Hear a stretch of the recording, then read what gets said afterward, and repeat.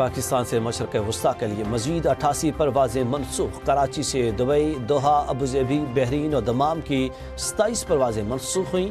لاہور سے 16، اسلام آباد 22، پشاور 10، ملتان 7 اور فیصل آباد سے 4 پروازیں منسوخ ہوئیں۔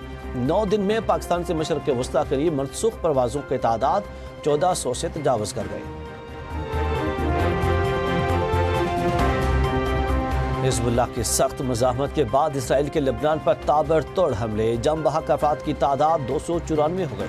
خواتین اور بچوں سمیت 1000 سے زائد افراد زخمی، ہلاکتوں میں اضافے کا خدشہ۔